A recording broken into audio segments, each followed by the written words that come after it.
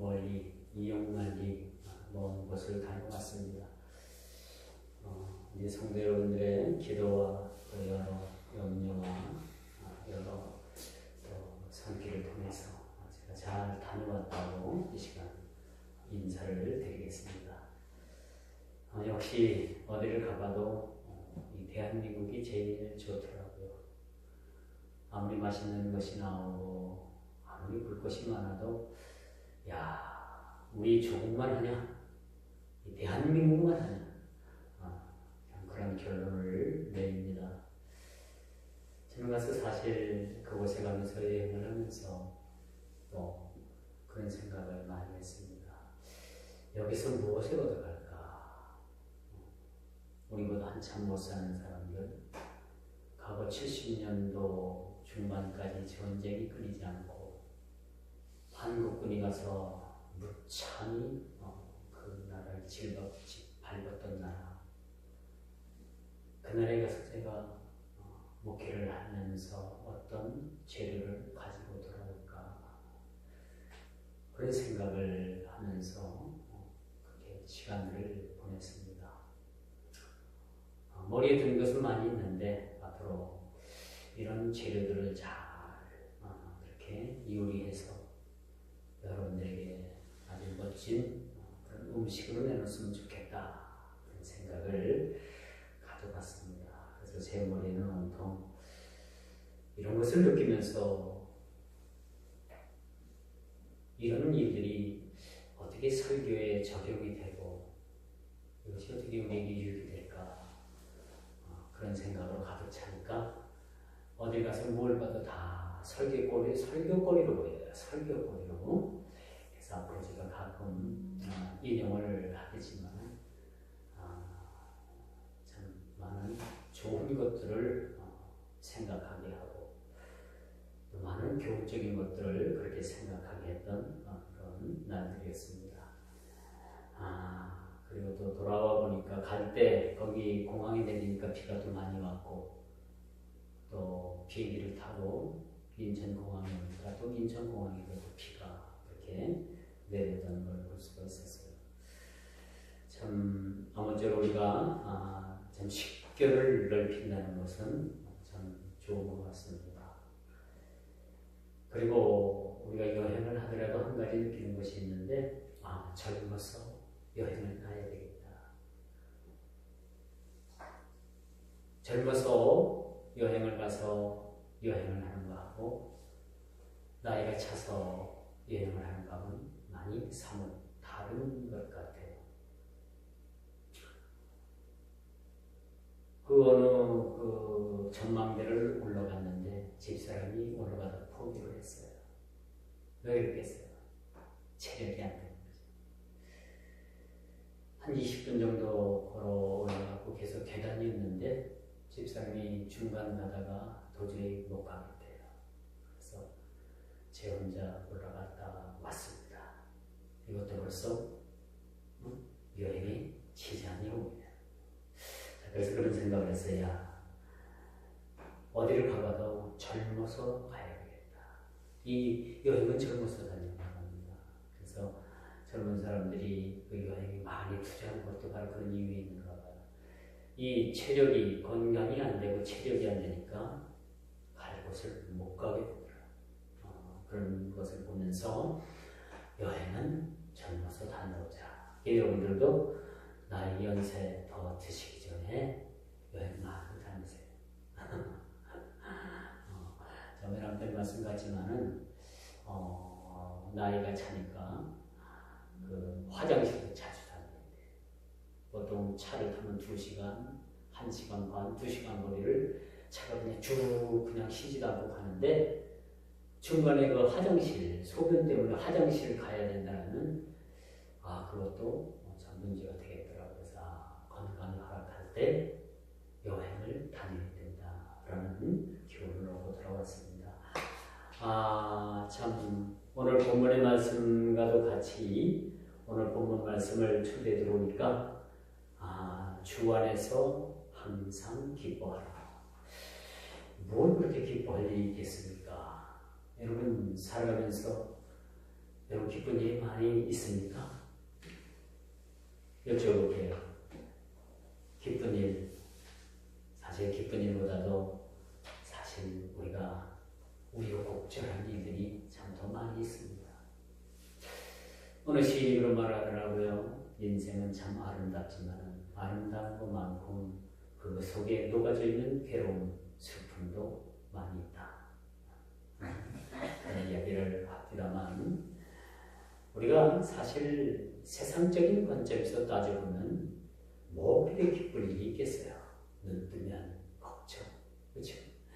눈 감으면 걱정, 앉으면 걱정, 일어서는 걱정, 매일 걱정투성. 걱정투성이가 사실 우리 인생을 그렇게 병들게 하고 또 우리 인생을 어둡게 하는 것이 사실입니다. 그런데 오늘 바울 사도는요, 4절, 첫 절부터 그런 얘기를 해요.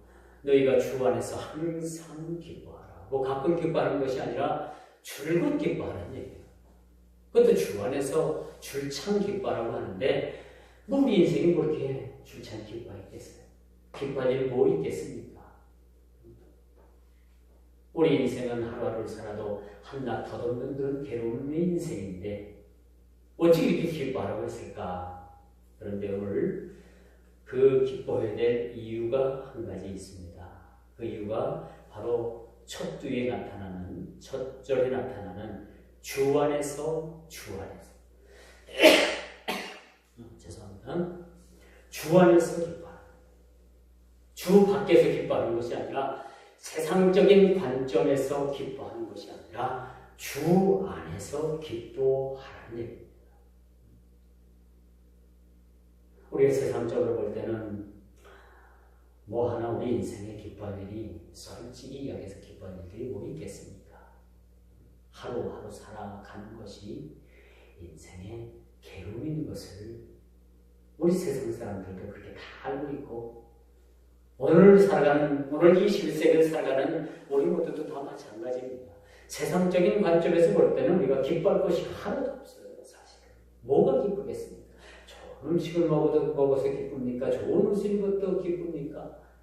기쁘다 할지라도 그것이 잠시 잠깐이지 잠시 잠깐만 지나면 또한 우리에게 고통과 슬픔과 어둠이 우리를 짓누르기 때문에 우리는 기뻐할 수가 없는 거예요. 그런데 오늘 바울 사도는 아주 우리에게 아주 강력하게 그렇게 말씀을 합니다. 주 안에서 그것도 항상 기뻐하라는 얘기예요. 주님 안에 주님 품이 무엇이길래 우리가 주님 안에서 그렇게 기뻐할 수가 있을까? 그것도 항상 기뻐할 수가 있을까? 바울 사도가 또다시 말하니 기뻐하라. 그렇게 말을 합니다. 우리는 주 밖에서 보면 기뻐할 일이 하나도 없습니다. 좋은 차를 타고 다닌다고 해서 기쁩니까? 좋은 명품 가방을 들고 다닌다고 해서 기쁠 수가 있겠습니까? 그것은 한낱 부질없는 짓들인 거예요. 그러나 주 안에서의 기쁨, 내가 하나님 자녀 되었다는 그런 기쁨, 하나님 안에 내가 있고 내가 하나님 안에 있다는 그 기쁨, 나의 모든 인생의 주인이 되신 주님이 나와 함께 하신다는 그 기쁨, 세상 사람 모두가 나를 버리고 나를 떠난다 해도 주님께서 나와 함께 하여 주시고 내 손을 잡고 끝까지 가시겠다고 하신 그 약속하시는 그 말씀 때문에 내가 기뻐할 수가 있는 것입니다. 그러므로 오늘 사는 21세기를 사는 우리들에게 왜 하나님께서 기뻐하시게 하라라고 말씀하셨는지 오늘 본문 말씀을 살펴보면서 좀 더 심층적으로 말씀을 전하고자 합니다. 오늘 본문의 말씀의 주제가 뭡니까? 기뻐하라입니다. 기뻐하라. 근데 여러분들 얼굴을 보니까 기뻐하시는 분들은 별로 없는 것 같아요. 뭔가 이렇게 세상 근심, 걱정, 염려가 그렇게 많고 뭐가 이렇게 세상에 큰 짐을 지고 가는 듯한 그런 억눌리고 짓눌리는 모습들을 보게 되는데 여러분 우리가 세상을 살면서 어찌할 수 없는 그런 문제를 가지고 부딪혔을 때 우리는 기뻐할 수가 없어요. 그러나 우리가 신앙적으로 바라볼 때, 주님 안에서 바라볼 때는 이 모든 것들을 초월해서 우리가 기뻐할 수가 있다는 겁니다. 인생의 최대의 기쁨이 무엇이라고 여러분들 생각을 하십니까? 그것은 여러분 뭐라고 생각을 합니까? 젊은 남녀의 결혼, 직장에서의 진급. 여러분, 기쁨의 요소는 개인마다 조금씩 차이를 있지만 이 땅에서의 보통 사람들이 누리는 기쁨을 이야기합니다. 자녀들이 잘 되는 것, 또 여러분들이 직장에서 진급하는 것,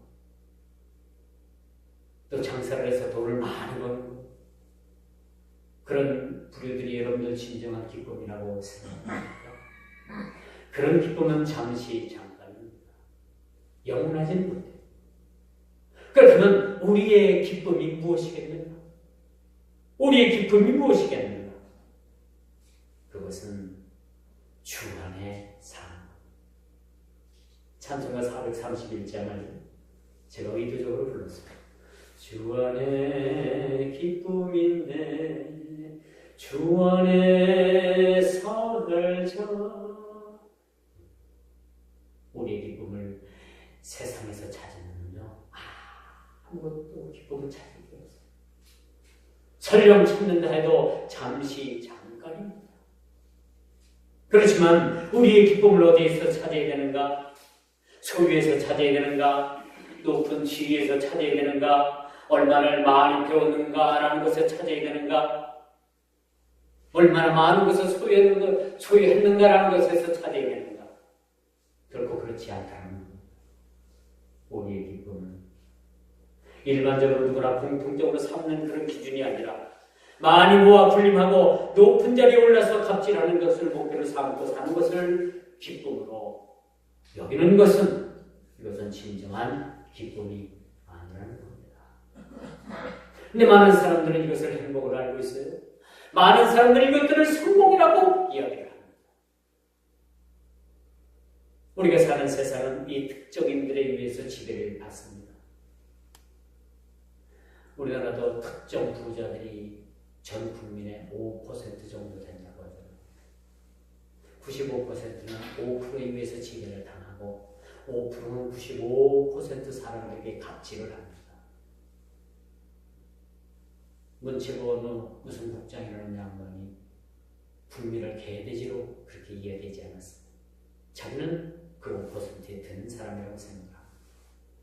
그리고 그렇게 하는 것을 기쁨으로 알고 살아가는 사람들이 많이 있습니다. 미국의 월가, 여러분 아시죠? 미국의 월가의 그 자본을 그렇게 좌지우지하는 그 집단이 누군지 압니까? 유태인들입니다. 이 유태인들이 돈줄을 딱 묶어버리게 되면요, 세계 경제가 흔들려 버립니다. 얼마 전에 미국에서 금리 인상을 했습니다. 그렇게 하니까 우리나라 주식시장이 완전히 지금 요동을 치고 있습니다. 그럼 그렇게 생각할 거예요. 자신들이 세계 경제를 좌지우지한다 생각할 겁니다. 그리고 우월의식을 가지고 있을 거예요. 한편으로는 쾌재를 부를 수 있을 거예요. 그러나 그것이 영원한 것은 되지 못한다는 사실. 여러분들이 가지고 있는 이 소유한 이 소유물도 언젠가는 이것이 다 소진되고 만나는 거죠. 제가 여러분들에게 자주 말씀드립니다만은 미국의 애플이라는 그 아이폰 회사가 영원할 것 같습니까? 젊은이들의 손에 쥐어져 있는 그 유명한 휴대폰, 그 회사가 영원할 것 같지만 언젠가는 망합니다. 우리나라의 삼성이라는 이 거대한 그러한 전자회사가 있습니다만 이 삼성이라는 회사가 영원할 것 같지만 영원하지 않습니다. 그렇다면 우리의 기쁨을, 우리의 행복을 어디서 찾아야만 될까요? 이 땅에서는 우리의 행복을, 우리의 기쁨을 우리가 찾을 수가 없다는 겁니다. 이 땅에서는 행복과 기쁨이라는 것이 답이 나오지 않습니다. 그렇다면 그 해답을 어디서 찾아야 될까요? 그것은 바로 주 안에서 우리가 찾게 되는 겁니다. 이미 주 안에 들어와 있는 우리 성도들의 모습이라면, 우리 위치가 주 안에 들어와 있는 삶이라면 이미 여러분들은 행복한 사람이고 여러분들은 기쁨이 충만한 그러한 성도라는 사실들을 저는 힘주어서 여러분들에게 단연코 말씀드릴 수가 있는 것입니다. 그러므로 많은 사람들이 당연히 소유가 행복의 지수라고 생각하지만 이것은 어디까지나 착각에 불과하다라는 사실을 우리가 깨달아야 되는 겁니다.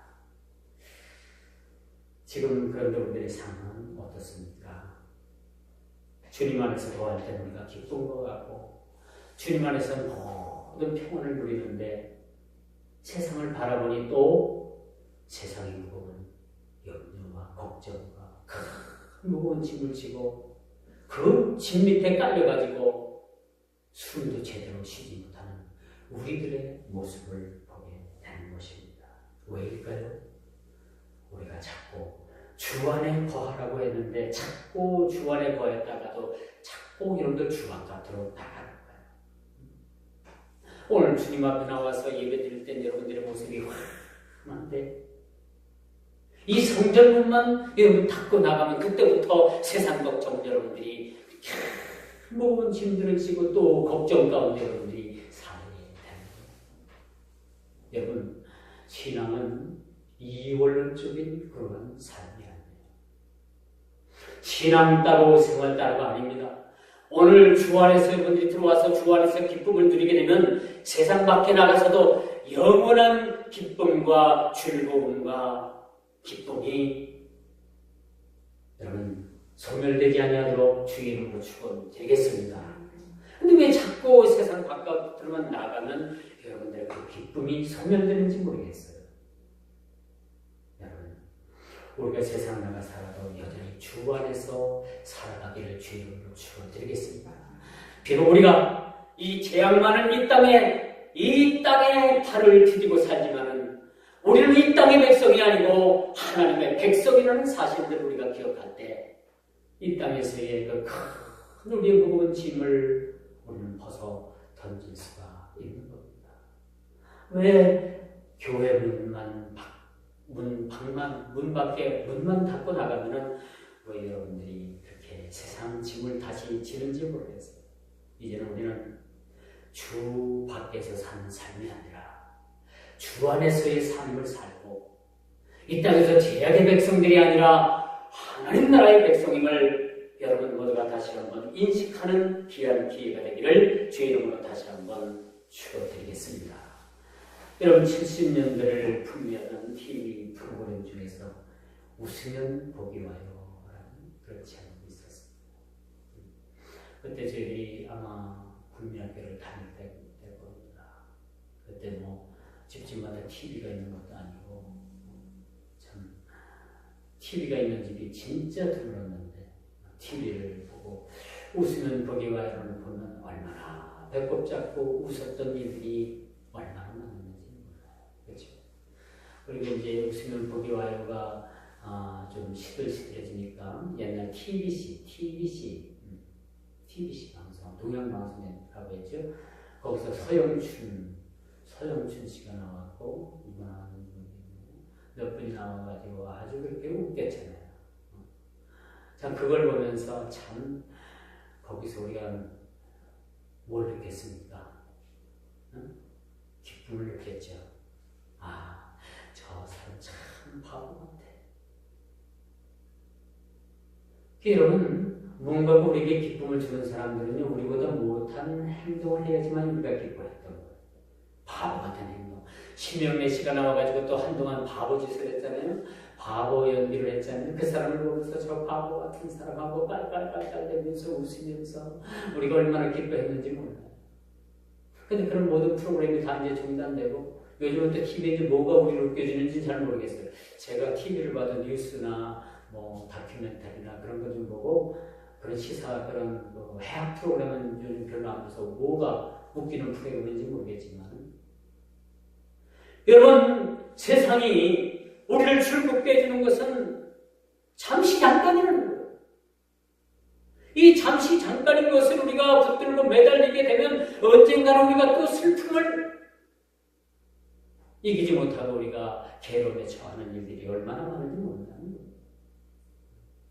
그러면 우리는 오늘 바울 사도가 오늘 21세기를 사는 저와 여러분들에게 말씀해 주시는 당부하는 이 부탁의 말씀, 기뻐하라. 주 안에서 기뻐하라. 내가 다시 말하노니 기뻐하라 라는 말씀을 우리가 잊지 않으시기를 주의 이름으로 축원드리겠습니다. 근데 참 사람이 그 인내를 이렇게 시험하는 한계를 우리에게 참 스스로 세상에 우리에게 주는 것 같아요. 그제 어떤 일이 있었냐면 이제 그 고속도로에서 휴게소에서 식사를 하게 되는데 제가 중간쯤 섰어요. 한 4, 50명 가까이 되는 우리 인행중에서 중간쯤 섰으면 한 25명 정도 중에 섰는데 제가 이제 주문을 하고 자리에 앉았는데 한 4, 50명 나올 때까지 제 음식이 나오지 않아요. 다른 사람들은 뭐 스테이크, 돈가스 시켜갖고 스테이크 잘라서 먹는데 그게 뜨겁지 않잖아요. 여유있게 먹을 수 있죠. 저는 좀 먹어보겠다고 육개장을 시켰어요. 근데 육개장이 나오면 펄펄 끓고 뜨거운 것은 자명한 사실인데 다른 사람들은 다 먹고 갈 준비하고 앉았는데 제 음식이 나오지 않아요. 그러면 제가 어떻게 해야 돼요? 그걸 음식을 제대로 먹을 수가 있겠습니까? 맨 끝에 나왔어요. 그래서 제가 항의를 했어요. 왜 제 음식이 나오지 않냐고. 육개장을 시켰는데 얼마나 뜨거워서 그걸 어떻게 먹고 갈 수 있겠냐고 갈 생각하니까 참 다른 사람들한테 이 피해를 끼칠 것 같아서 제가 마음이 많이 상했어요. 그때 맨 꼴찌구나. 음식이 휴게소에서 그것을 먹는데 입 천정이 되는지도 모르고 제가 먹었어요. 왜? 다른 사람들 기다릴까봐, 다른 사람들한테 피해 끼칠까봐 모르게 그렇게 먹고 일어섰어요. 제 마음이 편했을까요? 그 육개장을 먹으면서 제가 맛있다, 기쁘다, 이 음식 또 먹어야 되겠다 그런 마음 생기겠어요? 제 마음속에 그런 생각이 듭니다. 다시는 내가 이 휴게소에 안 오고 다시는 여기서 육개장을 시켜 먹지 않겠다. 그런 마음이 언뜻 들게 되는 겁니다. 이게 죄송하지만 우리 보통 사람들이 느끼게 되는 그런 마음들이고 그런 감정들인 거예요. 4, 50명이 먹는데 제일 꼴찌로 나왔다면 음식이 나왔다면 과연 기분이 좋겠습니까? 그것마저도 제가 마음이 얹자는데 걷다 육개장을 먹고 그 펄펄 끓는 것을 입안에 집어넣으려니까 이건 보통 괴로움이 아니고 먹는 즐거움이 아니라 먹는 기쁨이 아니라 먹는 낙이 전혀 없는 거예요. 그래서 깨닫게 됩니다. 세상에는 나에게 기쁨을 줄 일이 하나도. 그리고 다시 한번 깨닫고 정리된 것이 뭐예요?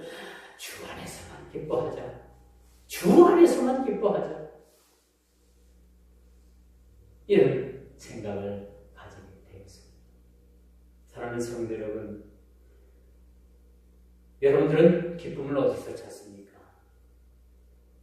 세상 낙에서 찾습니까? 아니면 주 안에서 여러분의 기쁨을 찾습니까? 오늘 바울 사도는 저와 여러분들에게 그렇게 말씀을 하십니다. 세상 나가봤자 아무것도 좋은 거 없어.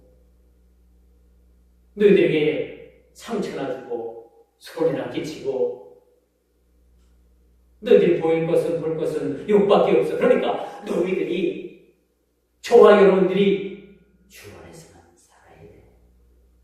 주 안에서만 여러분의 문제의 해결의 답이 있고요. 주 안에서만 행복이 있고 주 안에서만 우리에게 기쁨이 있다는 것을 오늘 본문 기자는 우리에게 힘주어 강조하고 있다는 사실을 잊지 마시길 바랍니다. 기뻐하라 라는 이 명령법은요, 어떤 상황 가운데서도 우리가 주 안에서 기뻐해야 될 것을 그렇게 강조하고 있는 내용이죠. 바울은 실제로 로마 감옥에 갇혀 있으면서도 우리 인간의 관점으로 볼 때는 뭐가 기뻐할 것이 있겠어요? 그 감옥에서 자유로운 생활도 하지 못하고 그 깊은 지하간 방에서 빛도 들어오지 않는 곳에서 사람과 대화를 할 수가 있나요? 또 그 안에서 어떤 자유로운 행동을 할 수가 있나요? 없어요. 억압된 놈이란 말, 억압된 놈, 구속된 놈이란 말. 그런데도 불구하고 바울이 그처럼 기뻐하라, 주 안에서 기뻐하라, 항상 기뻐하라, 그렇게 말할 수 있었던 것은 그 마음속에 주님 계셨고 그가 주님 안에 거하였기 때문이라는 것이죠. 아무리 좋은 음식을 먹어도, 아무리 좋은 것을 봐도 그것이 주 안에서 이 관점이 아니라면 별로 기쁜 것을 느끼지 못하겠더라.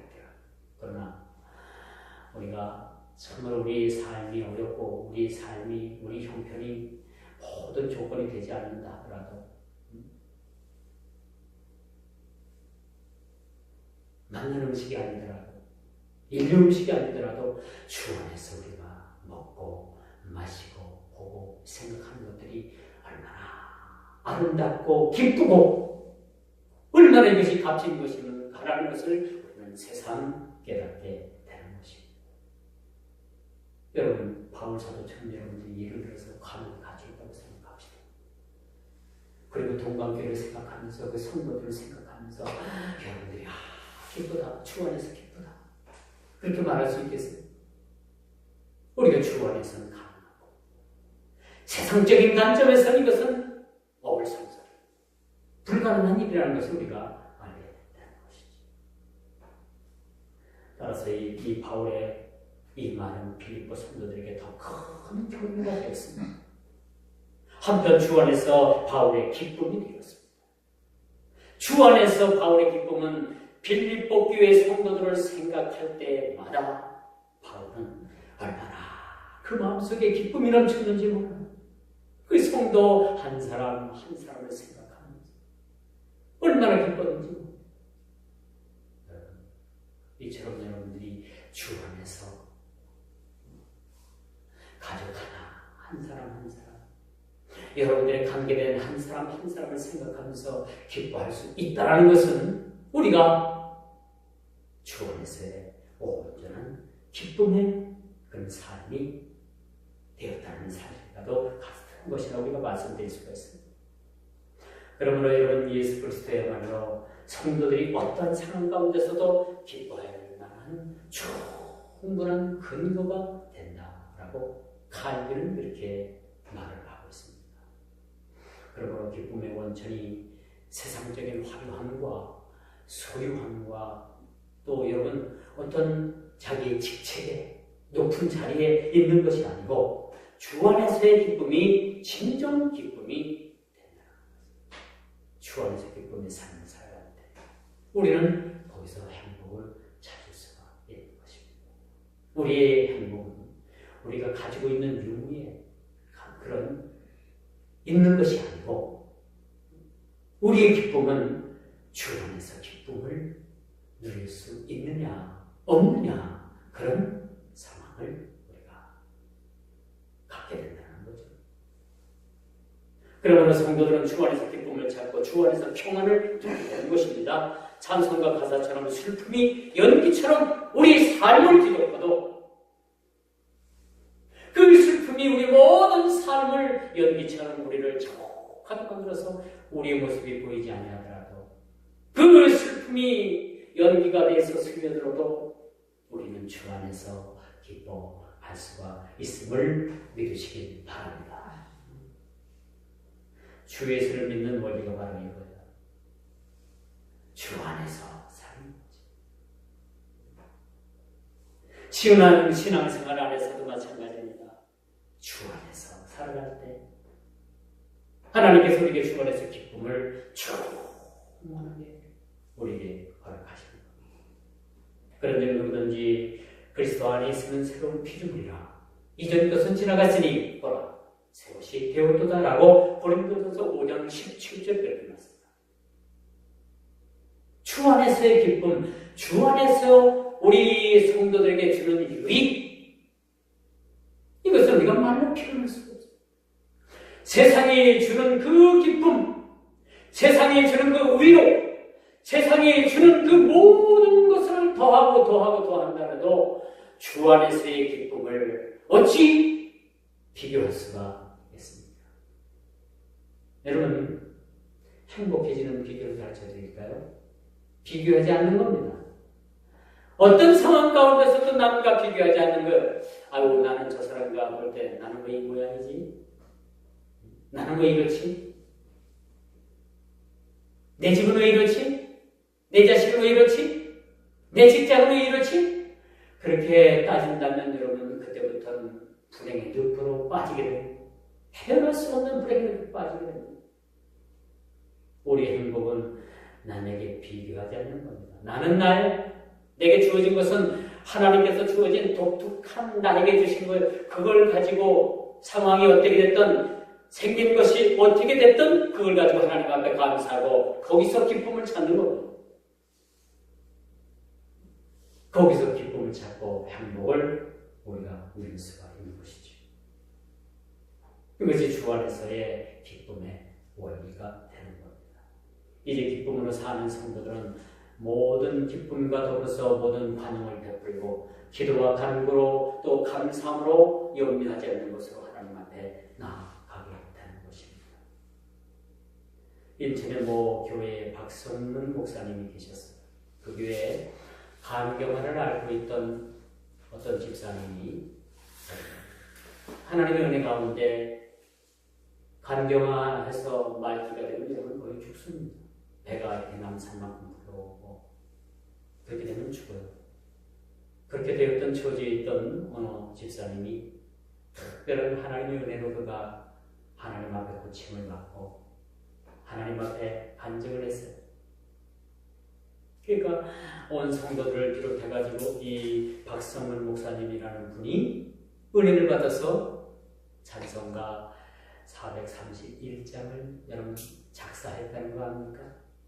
431장을 우리가 말씀 전하기 전에 말씀을 찬송을 했어요.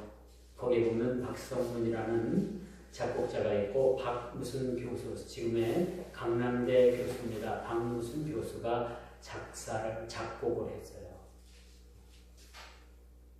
그 목사님이 이렇게 주 안에서 고침받고 그렇게 감사한 마음으로 하나님 앞에 간증하는 이야기를 듣고 써내려간 그 주옥 같은 찬송가 가사가 바로 그렇게 탄생을 했다는 거 여러분 알고 계시나 모르겠습니다.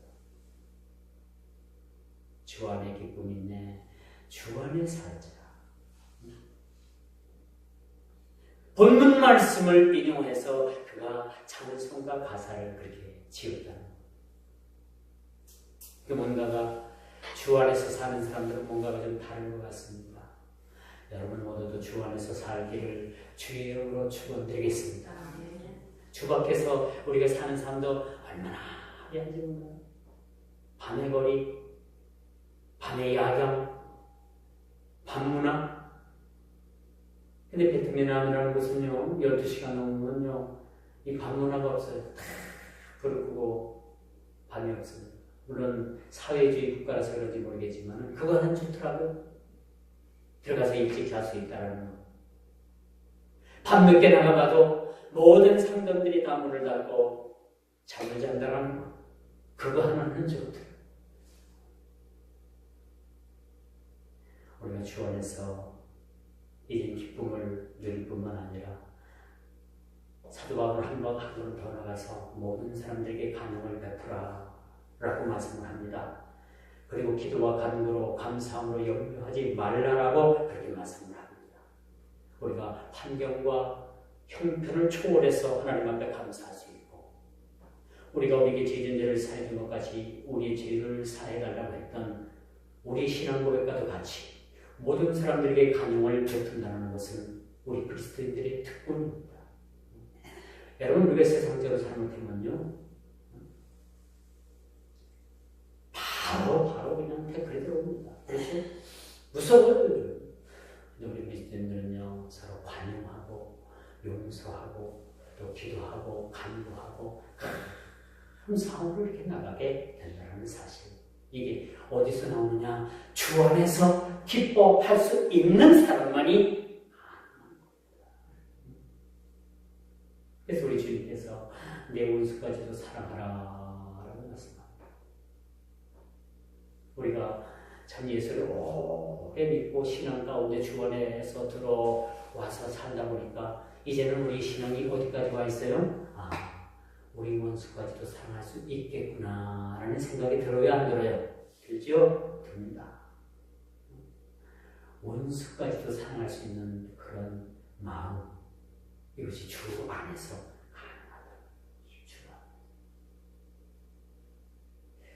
시편 50편 23절에 보니까 감사로 제사를 드리는 자가 나를 영화롭게 하나니 그 행위를 옳게 하는 자에게 내가 하나님의 구원을 보이리라 라고 이렇게 말씀합니다.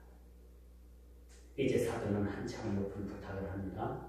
아무것도 염려하지 말라는 것. 모든 사람을 관용으로 대하라. 관용을 베풀어야 원수 맺지 말라는 겁니다. 정치 잘하는 사람들의 특색 중에 하나가 뭔지 압니까?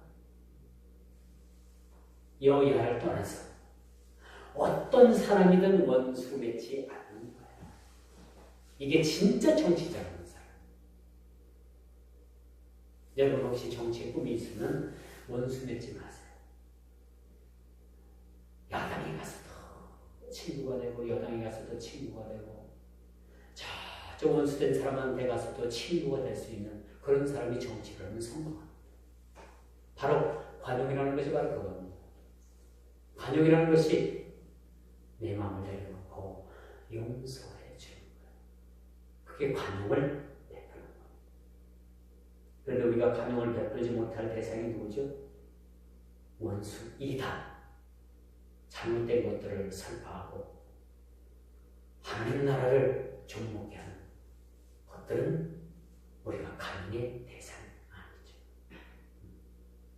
그런데 나머지 모두는 다 관용의 대상이라는 사실을 우리가 알아야 돼요. 그냥 관용을 베풀 뿐만 아니라 아무것도 염려하지 말고 모든 일에 기도와 간구로 감사함으로 하나님께 나아갑니다. 기쁨이 있으면 감사가 있죠. 사도행전 16장 25절 보니까 바울과 실라가 깊은 지하 감망에 갇힌. 그런데 그들이 채워진 창고를 두들겨 가면서 하나님을 찬양하세요. 하나님을 찬양하세요. 그렇게 하나님께 찬양을 하고 기뻐했을 때 옥문이 열리고 거기 있던 죄수들, 옥을 관리하는 관리들이 예수를 믿게 된다. 이 또한 얼마나 감사하고 기쁜 일입니까? 바울과 시라는 하나 감사할 일이 없었어요. 감사할 조건이 하나도 없었습니다. 오히려 그들이 오해를 받고 매를 맞고 갇히고 굶고 그런 상황 가운데서 하나님을 감사할 수 있다는 것은, 거기서 기쁨을 찾을 수 있었다는 것은 그들이 주 안에 있었기 때문이라는 거죠. 오늘 본문이 너무나도 중요해서 제가 한번 다시 한번 읽습니다. 주 안에서 항상 기뻐하라. 내가 다시 말하노니 기뻐하라. 이 말씀 여러분들 치하세요. 형광펜으로 딱 치마세요. 여러분 4절부터 9절 말씀이 참 너무 중요한 얘기가 많이 나옵니다. 여러분들이 인내할 이유가 바로 여기. 우리가 그처럼 참고 참아야 될 이유가 바로 여기 있는 거예요. 주 안에 있기 때문에. 주 밖에 있으면 혹시 몰라요. 주 밖에 있다면 여러분 어서 속히 주 안으로 들어오세요. 기차는 떠납니다. 비행기는 떠납니다. 어서 속히 들어오시기 바랍니다. 그리고 우리는 이렇게 배우고 받고 듣고 본가를 행하는 것입니다. 이것이 바울 사도가 오늘 우리에게 명령하는 명령이요, 우리에게 부탁하는 부탁의 말씀이라고도 말씀드릴 수가 있습니다. 그러므로 성도들이 언제나 도덕적으로나 영적으로 탁월하게 사고하고 행동해야 함을 오늘 본문 말씀을 통해서 우리에게 말씀해 주고 있죠. 기뻐하라. 주 안에서 기뻐하라. 주 안에서 항상 기뻐하라. 다시 말하노니 기뻐하라. 이렇게 기뻐할 수 있다는 것은 감사한 일입니다. 그러므로 성도들이 오늘날 우리가 정신적인 영역에서 반드시 명심해야 될 8가지를 우리가 보여주고 있죠. 참되라, 올바르라, 정결하라, 사랑할 만하며 칭찬할 만하며, 이런 모든 것들은 주 안에 있을 때 가능하다는 얘기죠. 주 안에서 항상 기뻐할 때 가능하다는 얘기입니다. 저희가 이제 그 투어를 하면서, 베트남 투어를 하면서 버스 한 대에서 이렇게 타고 다 같이 이동하는데, 그 안에서 예수 믿지 않는 사람들이 딱 4명 있더라고요. 4명. 누구나 뭐 현지 가이드는, 현지 여행사 가이드는 세대교회 집사님이었으니까 그분이 무조건 믿는 사람이었고, 우리 목회자 가족들은 다 못 믿는 사람들이었고, 나머지 누구냐, 베트남 운전기사, 그 양반이 믿지 않는 사람이었고, 또 베트남은요, 우리나라의 그 옛날에 그 버스에 조수도 타고 다녔죠. 지금도 베트남은 그 40명 이상이 사람이 타는 차에는 조수가 꼭 한 명 타고 다녀야 됩니다. 그래서 조수가 한 명 탔죠. 또 한 명이 누구냐? 베트남 현지 가이드입니다. 그 나라는 희한해요. 우리나라 현지 가이드가 있는데도 불구하고 자기네들 그 본국의 가이드를 꼭 데리고 다녀야만 되는 그러한 법이 있답니다. 가능한 법이. 그래서 베트남의 현지에 있는 그 사람 나라의 가이드 하나, 또 그래서 4명이, 그리고 그 현지, 우리나라 현지의 가이드 한 명이 있는데 46살 먹은 총각인데 이름이 전진이라고 해요. 그래서 자기를 전대장으로 불러달라고 했는데 그 사람이 예수를 믿지 않았어요. 그래서 우리가 수요 예배 때 어느 사모님이 그 사람을 그 예배 현장에 데려다 놓고 예배를 드렸어요, 같이. 그리고 예수를 믿게끔 전도도 하고 그를 위해서 기도도 하고, 그래서 가까운 시간에 꼭 교회를 나가겠다고 약속을 받아내고 저에게 왔습니다. 참, 그래서 야, 직업을 못 속인다. 거기 가서까지 전도를 한 거예요, 현지 가이드에. 그랬더니 현지 가이드가 실망을 마지막 날 엄청 많이 했어요. 여러분, 현 가이드들은 여러분 뭘 먹고 삽니까? 그 관광회사에서 월급이 안 나와요. 그날 그 맡은 관광객들에게 물건을 이제 가는 곳마다 사주는 데서, 그런 데서 물건에서 몇 %를 관광 가이드가 거기서 배분을 받는답니다. 그리고 우리가 주는 얼마 경비를 팁이요, 그걸 줘서 그 사람들 월급이 없이 그걸 받는다고요. 그래서 이제 목사님들이 막 이렇게 좀 많이 좀 사주길 바라고, 그래서 이제 그 라텍스 파는 데 가서 우리에게 부탁을 해요. 목사님, 사모님들 가서 그냥 나오시지 말고요, 그냥 싼 베개 하나라도 좀 들고 나오세요. 참 저도 곤란합니다. 저도 좀 먹고 살아야 되겠어요. 아주 노골적으로 얘기를 해요. 그런데 사람들이, 그 많은 사람들이 베개를 지금 몇 개 샀을 것 같아요. 5개밖에 안 샀어요. 5개. 그래서 그 가이드가 크게 실망을 하는 거예요. 그래서 저에게 그런 얘기를 해요. 이렇게 물건을 못 팔게 되면 자기가 다음에는 아주 형편없는 사람들을 맡게 된대요. 형편없는 사람들, 조금 질이 떨어지는 사람들을 받아서 가이드를 해야 된대요. 그래서 자기 위치도 있고 해가지고 참 좀 사주세요. 그렇게 아주 막 앵벌을 하는데, 그렇게 하는데도 불구하고 우리 목사님들이 돈 씁니까? 안 쓰잖아요. 그러니까 엄청나게 실망을 많이 했어요. 그래서 그걸 보면서 저 사람이 참 예수를 믿고 신앙이 있었더라면 그까짓 거 조금 우리가 덜 사면 어때요? 주 안에서 좀 기뻐하면 되겠지. 그런 마음은 되는 거 가지면 되는데 그 얼굴에 시름이 가득한 걸 보고 돌아왔어요. 지금도 그게 눈에 선에서 자꾸 눈에 밟힙니다. 돈이 있으면 좀 비싼 거 좀 더 많이 좀 사줄 거. 그런 생각을 하고 왔습니다만 생각뿐이 아니겠어요. 생각뿐이잖아요. 그런데 그 사람이 그 가이드가 예수를 믿었다면 우리가 조금 덜 사고 더 사고 그거 상관없이 주 안에서 기뻐했을 텐데 그가 기뻐하지 않는 모습을 보고 맞아 주 밖에 있으면 저렇게 슬퍼하고 걱정할 수밖에 없어. 그러나 주 안에 있으면 우리가 어떻습니까?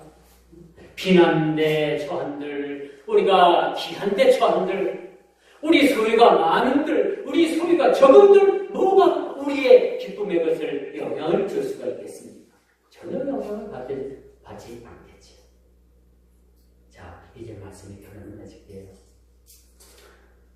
우리 모두에게 기쁨이 회복됨과 동시에 기쁨을 누리는 자리까지 우리 주님께서 나가길 원하고 계십니다.